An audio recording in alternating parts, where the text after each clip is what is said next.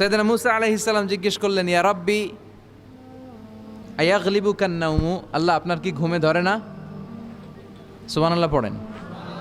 আয়াগলিবুকান নাওমু, আপনার কি ঘুমে ধরে না? আপনার উপর কি ঘুম বিজয় লাভ করে না? আমি তো সারাদিন কাজ করার পরে আমার ঘুমে ধরে। আমি সারাদিন রাখালগিরির কাজ করি, ছাগল চড়াই। পৃথিবীর সব নবীরা ছাগল চড়াতেন। মা মিন নাবিয়্যিন ইল্লা রাআল গানাম, পৃথিবীতে এমন কোনো নবী নাই যেই নবী মেষ চড়ায় নাই, বকরি চড়ায় নাই। সুবহানাল্লাহ পড়েন। সাহাবারা বললেন, ইয়া রাসূলুল্লাহ আপনিও মেষ চড়িয়েছেন? বিষ্ণু বললেন, হ্যাঁ আমিও মেষ চড়িয়েছি। আমি তো অল্প কিছু টাকার বিনিময়ে মক্কাতে ছাগলগুলো চড়ায় দিতাম। সুবহানাল্লাহ পড়েন। তো মুসা আলাইহিস সালাম বললেন, আল্লাহ আয়াগলিবুকান নাওমু, আল্লাহ আপনার কি ঘুমে ধরে না? আল্লাহ বললেন, কোনো কথা বলা যাবে না, দুইটা গ্লাসের ভেতরে পানি নাও আর পানি ভর্তি গ্লাস নিয়ে তুর পাহাড়ের উপরে দাঁড়াও। সাইয়েদনা মুসা আলাইহিস সালাম দাঁড়ালেন। আল্লাহরে আবার জিজ্ঞেস করলেন, আল্লাহ আমি জিজ্ঞেস করলাম কি আর আপনি করতে বললেন কি? আল্লাহ বললেন, কথা বলো না, যা বলেছি তাই করো। আল্লাহর সাথে বেশি কথা চলে না, তিনি সব রাজার বড় রাজা, মহারাজা। চিল্লা এখন ঠিক কিনা? তো মুসা আলাইহিস সালাম কিছু বলতে পারে না, পানি নিয়ে দাঁড়িয়ে রইলেন। মুসা আলাইহিস সালামকে আল্লাহ বললেন, তুমি দাঁড়িয়ে থাকো। আর ঘুম রে বললেন, ঘুম তুই মুসারে ধর। ঘুম যে এবার সাইয়েদনা মুসা আলাইহিস সালামকে ধরেছে। উনি ঘুমের ধাক্কায় আর থাকতে পারেন, একবার ডানে যায় আর একবার বায়ে যায়। ঘুমের ধাক্কায় হঠাৎ করে কাত হয়ে পড়ে যায় আর গ্লাসগুলো মাটিতে পড়ে খান খান হয়ে ভেঙে যায়। আল্লাহ ডেকে বললেন, মুসা বেশি কিছু হেফাজতের তো দায়িত্ব দেয় নাই, শুধু দুইটা গ্লাস হেফাজতের দায়িত্ব দিয়েছে। ঘুমের কারণে এগুলোর হেফাজত করতে পারো নাই, ভেঙে খান খান হয়ে গিয়েছে। আমি যদি তোমাদের মতো ঘুমিয়ে যেতাম তাহলে পৃথিবীর সাথে সূর্য লেগে, সূর্যের সাথে চন্দ্র লেগে গোটা মহাবিশ্বটা এভাবে গ্লাসের টুকরার মতো খান খান হয়ে যেত রে মুসা। এজন্য লা তাখুযুহু সিনাতুন ওয়ালা নাওম, আমার ঘুমেও ধরে না, ঘুমের আগে যে তন্দ্রা আসে ওইটাও ধরে না। Never sleep or slumber overtakes him, আল্লাহর ঘুমও নাই, তন্দ্রাও নাই। সুবহানাল্লাহ পড়েন। এজন্য ওই আল্লাহর জিকির বেশি বেশি করার দরকার আছে না নাই? বিষ্ণু বললেন, আফদালু যিকরি লা ইলাহা। তো এমন আল্লাহর ইবাদত আমরা করি যার ঘুম নাই, যার তন্দ্রা নাই। সুবহানাল্লাহ পড়েন। যার শক্তির সামনে কোনো শক্তি নাই, তিনি যা ইচ্ছা তাই করতে পারেন, ঠিক কিনা? ফাআলুল লিমা ইউরিদ, তিনি পাহাড়কে দরিয়া করতে পারেন, দরিয়াকে পাহাড় করতে পারেন, ধনীরে গরিব করতে পারেন, গরিবরে ধনী করতে পারেন, সম্মানিতরে অপমানিত করতে পারেন, অপমানিতরে সম্মানিত করতে পারেন। চিল্লায় বলেন, তিনি কে? তিনি ফাআলুল লিমা ইউরিদ, যা মনে চায় তাই করতে পারেন। ইন্না বাতশা রাব্বিকা লাশাদীদ, আল্লাহ বলেন আমার পাকড়াও, আমার শাস্তি, আমার পানিশমেন্ট বড় ডেঞ্জারাস, কড়া। আমি আল্লাহ সব সময় ধরি না, ধরলে ছাড়ি না। ধরে ধরে ধরে না, ধরলে আল্লাহ। খেয়াল রাখবেন, আল্লাহ ছাড় দেয় কিন্তু ছেড়ে দেয় না। এটা আমাদের জন্য রিমাইন্ডার। আমরা প্রায় অন্যায় অপরাধ প্রবণতার সাথে এতটাই জড়িয়ে পড়ি, আমরা ভাবি আল্লাহ হয়তো পানিশমেন্ট দিবে না, কিন্তু আল্লাহ ছাড় দিচ্ছে, আল্লাহ ছেড়ে দিবেন না। চিল্লা এখন ঠিক কিনা? ফেরাউনরে আল্লাহ ছাড় দিয়েছে, ছেড়ে দেয় নাই। নমরুদরে ছাড় দিয়েছে, ছেড়ে দেয় নাই। এখনো দেখা যাচ্ছে আল্লাহ অনেককে ছাড় দেয়, কিন্তু আল্লাহ ছেড়ে দেয় না। এজন্য সবসময় ইবাদত করতে হবে একজনের, তিনি কে? প্রশংসা করতে হবে একজনের, তিনি কে? জিকির করতে হবে একজনের, তিনি কে? বিশ্বনবী বলতেন, লা ইয়াজালু লিসানুকা রাতবান মিন যিকরিল্লাহ, তোমার জিহ্বাটা যেন সবসময় আল্লাহর জিকিরে, আল্লাহর স্মরণে ভিজে থাকে। আবার বিশ্বনবী বলতেন, হাব্বুল কালাম ইলাল্লাহি আরবা, আল্লাহর কাছে সবচাইতে প্রিয় কথা চারটি। কয়টি? সবাই বলেন কয়টি? এক হচ্ছে সুবহানাল্লাহ, দুই হচ্ছে আলহামদুলিল্লাহ, তিন হচ্ছে লা ইলাহা ইল্লাল্লাহ, চার হচ্ছে আল্লাহু আকবার। প্রথমটা কি? দ্বিতীয়টা? তৃতীয়টা? চার নাম্বারটা? আদি রাহিমাহুল্লাহ, ওনার একবার আর্থিক দৈন্যতা যাচ্ছিল। ইরানের বিখ্যাত কবি বালাগাল উলা বিকামালিহি এর রচয়িতা। টাকা নাই, পয়সা নাই, পায়ে দেওয়ার মতো জুতা নাই। তো মনে মনে আফসোস, হায়রে আমি এত বড় কবি, আমার পায়ে দেওয়ার মতো জুতা নাই। তো আফসোস করে ঘর থেকে বেরিয়ে দেখে একজন ভিক্ষুক ভিক্ষা করে, তার দুইটা পাই নাই। শেখ সাদির পায়ে জুতা নাই, শেখ সাদির পায়ে কি নাই? আর ভিক্ষুকের কি নাই? পাই নাই। উনি সেজদায় পড়ে গেলেন, আল্লাহরে বললেন, আল্লাহ শুকর আলহামদুলিল্লাহ, অনেক ভালো আছি, অনেক সুখে আছি। এজন্য আপনার যে খারাপ অবস্থানে আছে ওর দিকে একটু তাকান। ঠিক যে মুহূর্তে আমরা এখন কি সুন্দর, শীত না গরম না, ওয়েদারটা খুব চমৎকার না? এই পরিবেশে যেই মুহূর্তে আমরা কথা শুনছি, ঠিক এই মুহূর্তে হাসপাতালের বেডে শুয়ে অনেকে মৃত্যুর প্রহর গুনছে। অনেকের ক্যান্সার, যার নেই কোনো অ্যান্সার, তার প্রতিটা সেলের ভিতরে জ্বালা। আমি টাকা চাই, পয়সা চাই, কত কিছু চাই, এটা লাগবে, ওইটা লাগবে, এটা চাই, ওইটা চাই। হাসপাতালের ওই ক্যান্সারের রোগীটা কিচ্ছু চায় না, ও শুধু বাঁচতে চায়। ও কি চায়? ও শুধু বাঁচতে চায়। এজন্য চাহিদার কোনো শেষ নাই। আল কানাআতু মিনাল ইসলাম, অল্পে তুষ্ট থাকার নাম ইসলাম। অল্প খাবো, অল্প পড়বো, অল্প জমাবো। অল্পের ভেতরে বরকত দিয়েছে কে? আর সবসময় শুকরিয়া করব কার? রাজি আছেন তো? আমরা যেন আল্লাহর শুকরগুজার বান্দা হতে পারি। আল্লাহ তুমি তৌফিক দাও। আরো জোরে পড়ি আমিন। রাজাখালী গ্রামের নাম, হ্যাঁ, ইউনিয়ন রাজাখালী, রানীখালী নাই না? বহুমুখী বেশারাতুল উলুম ইসলামিয়া ফাজিল স্নাতক মাদ্রাসার উদ্যোগে 69তম বার্ষিক সভা। ওরে আল্লাহ, অনেক আগের প্রোগ্রাম। আমাদের এখানে অনেকের বয়সই তো 69 হয় নাই। কথা বলেন, এই প্রোগ্রামটা কিয়ামত পর্যন্ত এখানে জারি থাক, আমরা চাই কি চাই না? আমরা আল্লাহর কাছে কামনা করি, আল্লাহ আমাদের আজকের প্রোগ্রামটা তুমি আমাদের নাজাতের ওসিলা বানাও। সবচাইতে প্রিয় কথা এই চারটা, সবচাইতে প্রিয় কথা। আর এই প্রতিটা কথার ভেতরে আল্লাহর নাম আছে না নাই? দেখেন, সুবহানাল্লাহ, আল্লাহ আছে। আলহামদুলিল্লাহ, লা ইলাহা ইল্লাল্লাহ, আল্লাহু আকবার, আছে না নাই? তার মানে জিকির করতে হলে ওই জিকিরের মধ্যে নাম থাকতে হবে কার? আল্লাহর নাম ছাড়া এই দেশে অনেক জিকির আছে না নাই? লাফালাফি করে হুই হাই, হুই হাই, হ্যাঁ, পেকুয়াতে আলহামদুলিল্লাহ, এগুলো বোধহয় নাই, কম। হ্যাঁ, জিকির হতে হবে তাদাররুআ ওয়া খুফিয়া, গোপনে, দুনাল জাহরি বিল কওল, চিৎকার চেঁচামেচি করে নয়। এদেশে অনেকে জিকিরও করে আবার বাসার আগায় উঠা যায়, আছে না নাই? আবার জিকির করতে করতে লাফাতে লাফাতে যিনি জিকির করে ওনার কাঁধের উপরে ওঠে, দেখছেন আপনারা? আমি এখন জিকির করাচ্ছি, তাসবিহ পড়াচ্ছি, আপনারা যদি লাফ দিয়ে আমার কাঁধে ওঠেন, আমি যাব কই? আল্লাহ রাসূল সাল্লাল্লাহু আলাইহি ওয়াসাল্লাম সাহাবাদেরকে নিয়ে তাসবিহ পড়ছেন, জিকির করছেন, কোন সাহাবারা লাফাতে লাফাতে খেজুর গাছের আগায়, এরকম পাওয়া যায়? অথবা সাহাবারা আবেগের চোটে লাফাতে লাফাতে আল্লাহ রাসূলের কাঁধের উপর,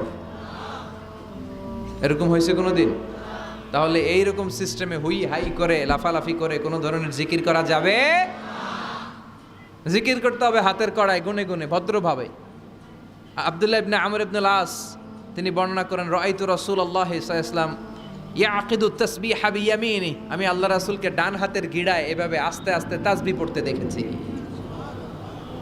কোন হাতের গিড়ায়? নাকি বাম হাত? আমরা কোন পন্থী? সব নবীরা কোন পন্থী ছিল? জান্নাতে ঢুকবে কোন পন্থীরা? এজন্য ডানপন্থী হতে রাজি আছেন তো সবাই? ডান হাতের গিড়ায় তাসবিহ পড়বেন, রাজি আছেন? এইভাবে ডান হাতটা উঁচু করেন, এই আঙ্গুলটা এই এখানে ধরেন, ধরে এইভাবে পড়বেন সুবহানাল্লাহ সুবহানাল্লাহ সুবহানাল্লাহ। এই আঙ্গুলের গিরা কিয়ামতের দিন আপনার পক্ষে সাক্ষী দিবে। আমরা যেন বেশি বেশি আল্লাহর জিকির করতে পারি, আল্লাহ তৌফিক দাও। আমরা যেন আল্লাহর শুকরিয়া বেশি বেশি করতে পারি, আল্লাহ তৌফিক দাও।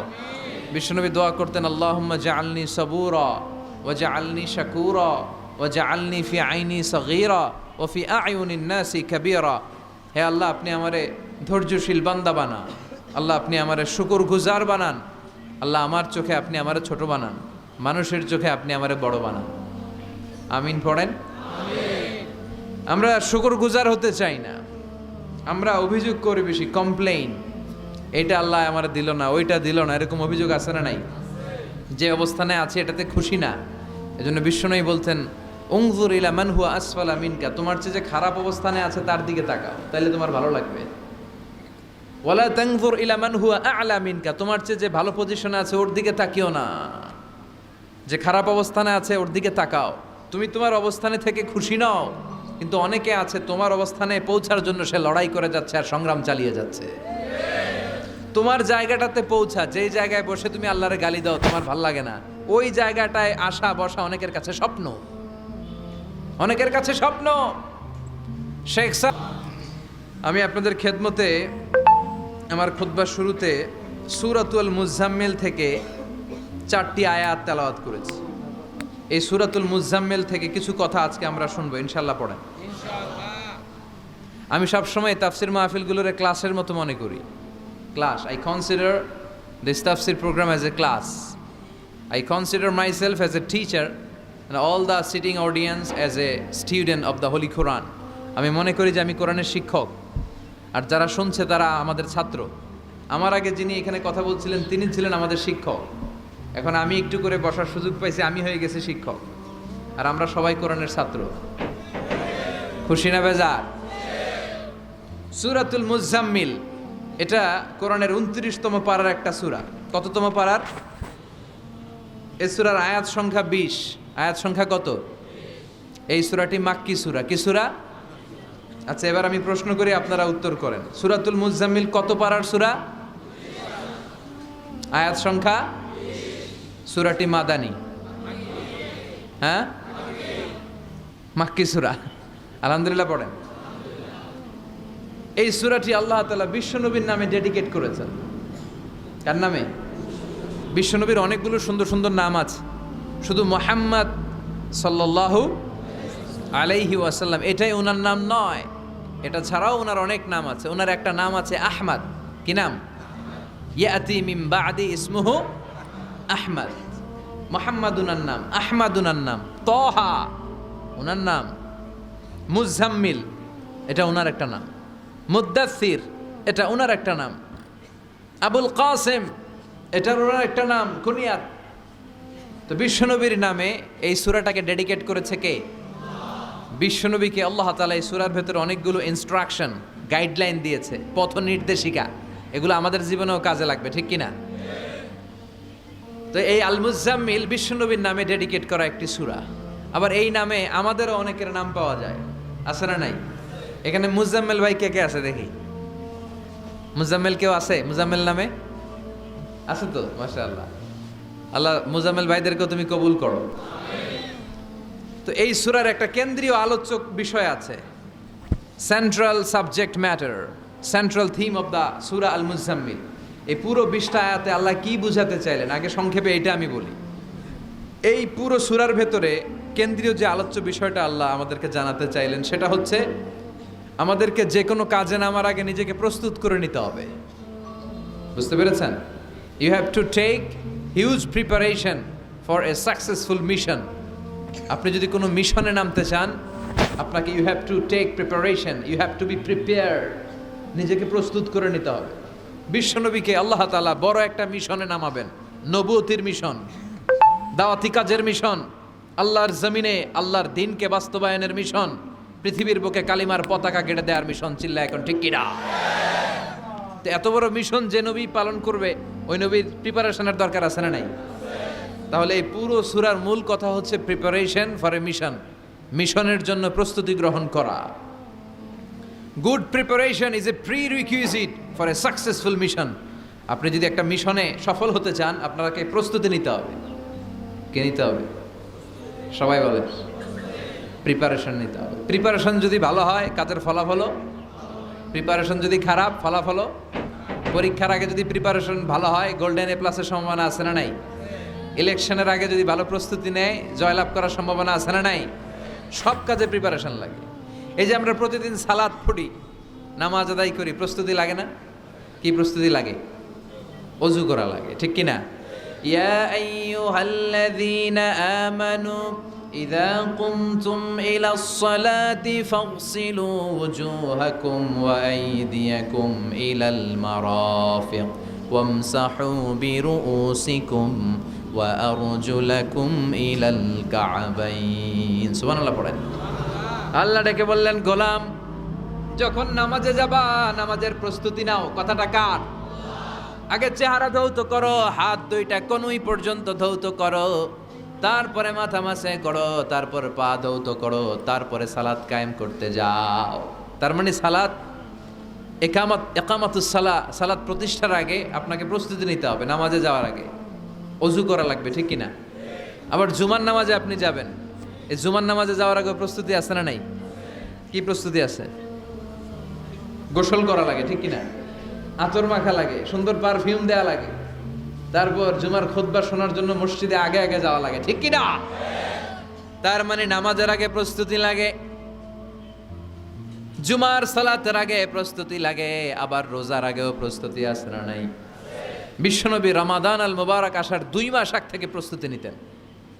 বিশ্বনবী দোয়া করতে শুরু করতেন রজব মাস থেকে, আর আল্লাহর কাছে বলতেন, আল্লাহুম্মা বারিক লানা ফি রজব ওয়া শাবান ওয়া বাল্লিগনা রমাদান। রজব শাবানে বরকতে দাও, রমজান মাসে গুনাহ ঝরাও। সপ্তাহ জুড়ে তুমি বরকতে দাও, জুমার দিনেতে গুনাহ ঝরাও। রজব শাবানে বরকতে দাও, রমজান মাসে গুনাহ ঝরাও। চিল্লায় পড়েন আমিন। রমজান আসার 2 মাস আগে বিশ্বনবী রজব মাস থেকে রমজানের প্রস্তুতি নিতেন। আল্লাহু আকবার। আর পড়তেন, আল্লাহুম্মা বারিক লানা ফি রজব ওয়া শাবান। ও আল্লাহ, রজব আর শাবান মাসে আপনি বরকত দেন, ওয়া বাল্লিগনা রমাদান, রমজান মাসে পৌঁছে দেন। এখন যে মাসটা চলতেছে এটা কি মাস? হ্যাঁ, তাহলে রমজানের প্রস্তুতি নেওয়ার দরকার আছে না নাই? রমজানের 2 মাস আগ থেকে উনি প্রস্তুতি নিতেন। এরপরে ঈদ আসার আগে রমজানের প্রস্তুতি আছে না নাই? তার মানে নামাজের আগে প্রস্তুতি লাগে, রোজার আগে প্রস্তুতি লাগে, ঈদের আগেও প্রস্তুতি লাগে। এরপরে হজ যদি পালন করতে চান তারও প্রস্তুতির দরকার আছে না নাই? একজন হজ করবে, প্রস্তুতি লাগবে না? কি প্রস্তুতি লাগবে? হ্যাঁ, পাসপোর্ট লাগবে, হজের ভিসা লাগবে, তারপরে রেজিস্ট্রেশন করা লাগবে, আশকোনার হাজি ক্যাম্পে প্রশিক্ষণ নেওয়া লাগবে, রিয়াল কেনা লাগবে, ইজার কেনা লাগবে, রিদা কেনা লাগবে, বেল্ট কেনা লাগবে, হজের নিয়ম কানুন জানা লাগবে, ঠিক কিনা? দেখেন, নামাজের আগে প্রস্তুতি লাগে, রোজার আগে প্রস্তুতি লাগে, হজের আগে প্রস্তুতি লাগে, কিন্তু জাকাতের আগে লাগে না। হ্যাঁ, জাকাতের জন্য 1 বছর আগ থেকে প্রস্তুতি নেওয়া লাগে। আপনি কবে নিসাব পরিমাণ সম্পদের মালিক হলেন ডায়েরিতে নোট রাখার দরকার আছে না নাই? তার মানে নামাজের আগে প্রস্তুতি, রোজার আগে প্রস্তুতি, যাকাতের আগে প্রস্তুতি, হজের আগে প্রস্তুতি। এই সূরার মধ্য দিয়ে রব্বুল আলামিন বিশ্বনবীরে বোঝাতে চাইলেন, ও নবী, বিশাল একটা মিশনে আপনি নামবেন, বিশাল একটা যুদ্ধে আপনি নামবেন, কালেমার বাণীকে দুনিয়ার বুকে প্রচার করার গুরু দায়িত্ব নিয়ে নামবেন। এত বড় দায়িত্ব পালনের আগে আপনার প্রস্তুতি নেওয়ার দরকার আছে না নাই? বিশ্বনবীকে প্রস্তুতি নিতে বললেন। তার মানে এই সূরার কেন্দ্রীয় আলোচ্য বিষয় হচ্ছে, you have to take a very good preparation for a mission. আপনি কোনো কাজে সফল হতে হলে আপনাকে প্রস্তুতি নিতে হবে। ভালো প্রস্তুতি ছাড়া সফল হওয়া যাবে। আবার যুদ্ধের ময়দানেও যখন আমরা যাই, বিশ্বনবী যেতেন, প্রস্তুতি ছিল কি ছিল না? আল্লাহ বললেন, ওয়া আ'ইদ্দু লাহুম মাসতাতা'তুম মিন কুওয়াহ ওয়া মির রিবাতিল খাইল তুরহিবুনা বিহি আদুওয়াল্লাহি ওয়া আদুওয়াকুম। আল্লাহ ডেকে বলেন, গোলাম, যুদ্ধের ময়দানে যাওয়ার আগে ভালো করে নিজেদেরকে প্রস্তুত করে নাও। ওয়া আ'ইদ্দু লাহুম মাসতাতা'তুম মিন কুওয়া, তোমাদের শক্তি সামর্থ্য যা আছে সব প্রস্তুত করে রাখো। সব কিছু প্রস্তুত থাকবে মুসলমানদের, মুসলমান থাকবে সদা জাগ্রত, সদা প্রস্তুত। চিল্লায় বলেন ঠিক কিনা? প্রস্তুত থাকতে হবে যুদ্ধের জন্য। আমরা যে যোদ্ধা, আমরা ভুলেই গেছি। আমরা যে যোদ্ধা জাতি, আমাদের রক্তে যে যুদ্ধের ঘ্রাণ, এটা আমরা ভুলেই গেছি। আল্লাহ বললেন, ওয়া আ'ইদ্দু লাহুম মাসতাতা'তুম মিন কুওয়া, শক্তি আর রসদ জোগাড় করে রাখো। তুরহিবুনা বিহি আদুওয়াল্লাহি ওয়া আদুওয়াকুম, এই শক্তি আর সম্ভাবনা দিয়ে আল্লাহর দুশমনদেরকে তোমরা ভয় দেখাবা। মির রিবাতিল খাইল, ঘোড় সাওয়ারগুলোকে প্রস্তুত করে রাখো। বর্তমানে তো ঘোড়া টোরা নাই, এখন প্রস্তুত করে রাখতে হবে অ্যাটম বোমা, ঠিক কিনা? এখন রাখতে হবে AK-47, rocket launcher, drone, missile, ballistic ক্ষেপণাস্ত্র, রণতরী, যুদ্ধ জাহাজ, ঠিক কিনা? গোটা বিশ্বের মুসলমানদের একটা সেন্ট্রাল মিলিটারি দরকার। 50টারও বেশি মুসলিম দেশ, আমাদের সেন্ট্রাল কোনো লিডারশিপ নাই, আমাদের কেন্দ্রীয় কোনো মিলিটারি নাই। যদি আমাদের একটা মিলিটারি থাকতো, সিরিয়াতে আক্রমণ হয়েছে আমাদের বিরুদ্ধে, আমাদের মুসলিম মিলিটারি সেখানে প্রতিরোধ গড়ে তুলতো। চিল্লা এখন ঠিক কিনা? আরাকানে আক্রমণ হয়েছে, মুসলিম মিলিটারি প্রতিরোধ গড়ে তুলবে। ফিলিস্তিনে আক্রমণ হয়েছে, আমাদের মুসলিম মিলিটারি প্রতিরোধ গড়ে তুলবে। কিন্তু আমাদেরকে নেতৃত্ব দেওয়ার মতো কেউ নাই, আমাদের শক্তি সম্ভাবনাকে জোগাড় করে রাখার মতো কেউ নাই।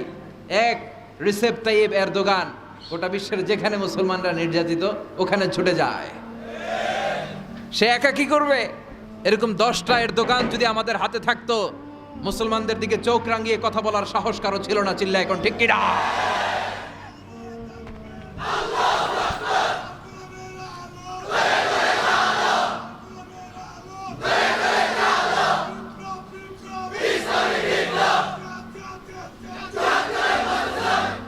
وأعدوا لهم ما استطعتم من قوة ও নবী, শক্তি সম্ভাবনা সব কিছু জোগাড় করে রাখেন। মুসলমান থাকবে সদা প্রস্তুত, সদা সজাগ।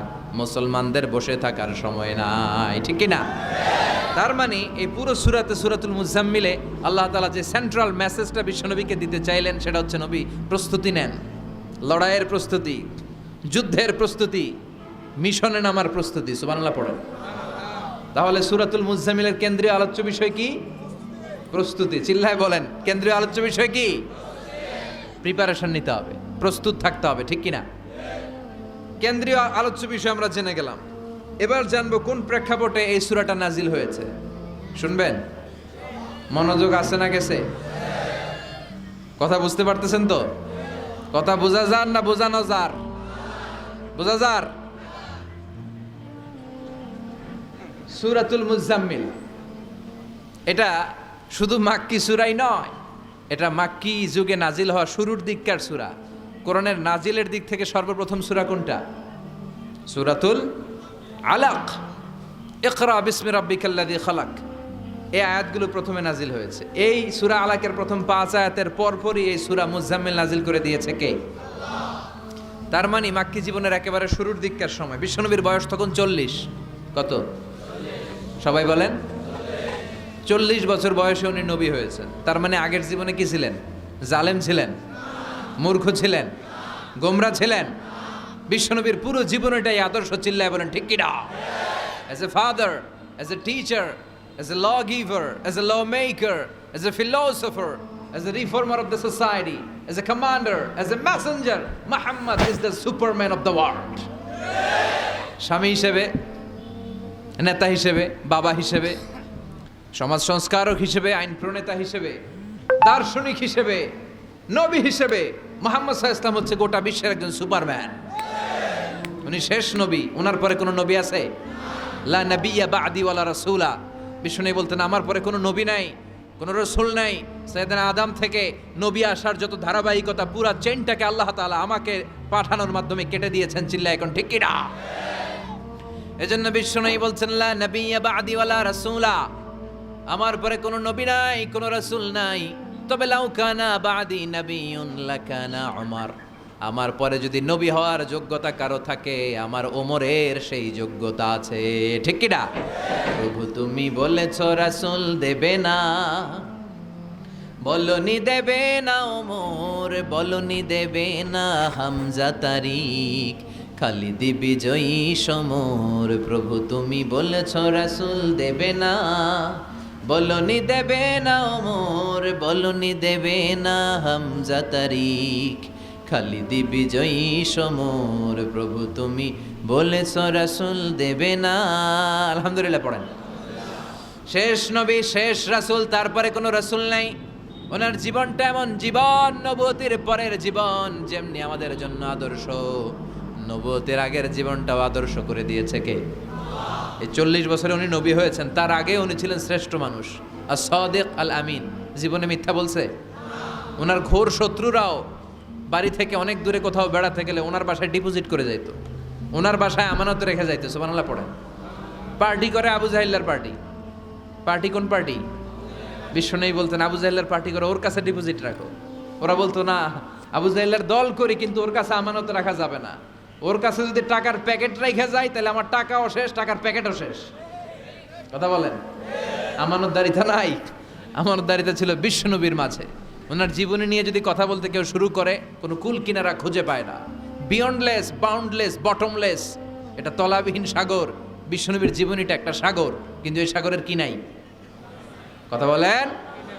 কোনো তলা নাই। এমন নবীকে আমরা পেয়েছি। ওনার আগের জীবনটাও আদর্শ। ছোটবেলা থেকে লাজুক ছিলেন। হালিমাতুস সাদিয়া বিশ্বনবীর দুধমা, উনি বলেন 5 বছর এই কুরাইশি মুহাম্মদকে আমি লালন পালন করেছি। একদিনও ছেলেটারে কাঁদতে দেখি নাই। ক্ষুধা লাগলেও কাঁদে না, ব্যথা পেলেও কাঁদে না। কিন্তু লজ্জাস্থানের জায়গা থেকে এই শিশু মোহাম্মদের কাপড়টা একটু সরে গেলে ছোট্ট মোহাম্মদ চিৎকার দিয়ে ওঠে। কি নবী ছিলেন! 15 বছর বয়সে হালাফুল ফুদুল একটা সংগঠন করেছে। হালাফুল ফুদুল, যেটাকে বাংলা আমরা বলি হিলফুল ফুজুল, আসলে শব্দটা হালাফুল ফুদুল। হালাফ মানে শপথ, টু টেক এন ওথ, শপথ নেয়া। ফুদুল হচ্ছে ভালো কাজের উপর।